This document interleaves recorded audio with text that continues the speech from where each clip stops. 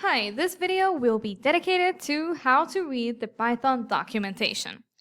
I think this is very important when we start learning how to code in a new programming language, because the documentation is the go-to place when you need to find more information about a function or an element of the programming language.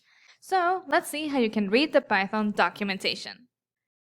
The first thing that you need to do is to go to python.org.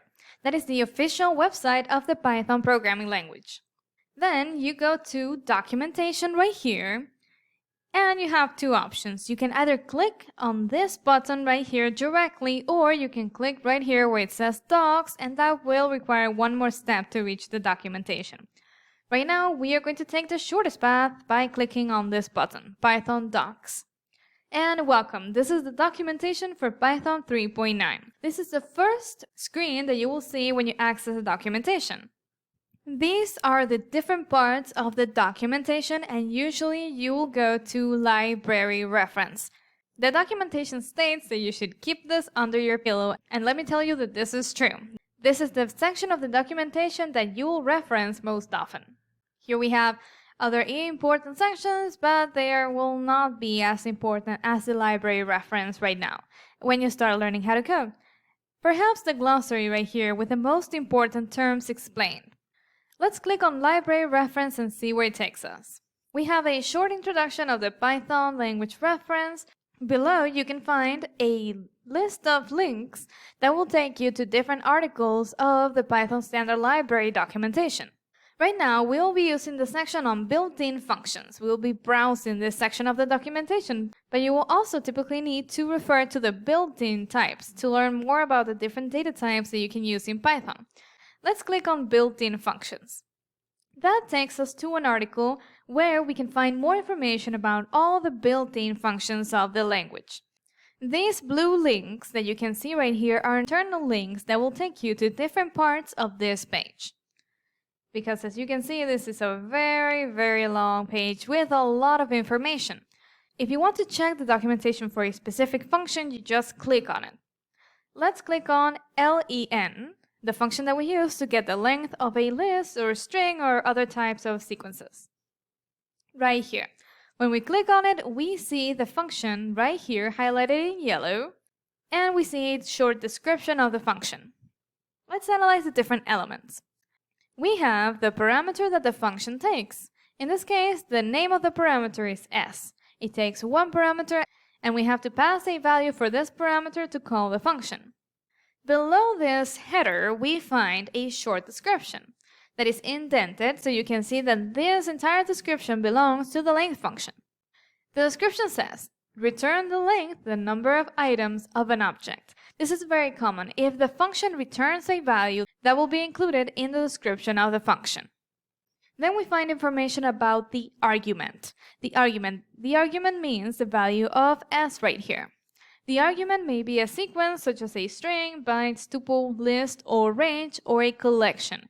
As you can see, it is very detailed and it tells you exactly what kind of values you can pass to the function. We also have another important note about CPython implementation detail that is more specialized, and usually you don't have to read this unless you're looking for more specific details about the implementation of the function. Well, now that you know how the main description of the function is structured, let's see other types of elements that you can find in this documentation. Let's do this with the input function. Let me find it right here, input. We see a structure that is very similar to the length function. We see the name of the function followed by a parameter, and we see a description indented with an example of how we can use the function. But now notice something right here.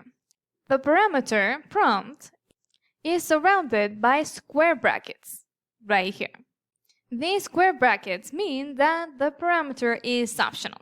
So you can pass a value for it or not, and the function will still work. Whenever you see square brackets surrounding a parameter in the Python documentation, then that means that the parameter is optional. Another example of this is the round function. Let's click on it and we can see this right here. The round function, with its corresponding description and a small note about the behavior of the function, we can see this parameter and digits surrounded by square brackets. This means that this parameter is optional, so you can pass a value for it or not.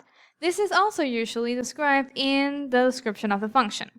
Here we can see that if the parameter n-digits is omitted or is none, the function returns the nearest integer to its input.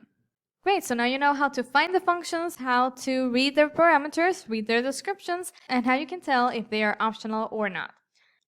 There is a third scenario that you can find in the documentation of a function. An example of this is the enumerate function.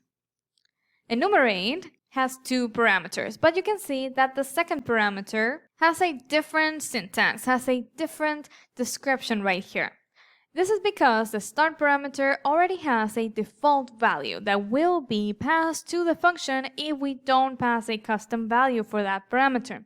If we just omit it when we call the function, this value will be assigned to start. This is also usually included in the description of the function.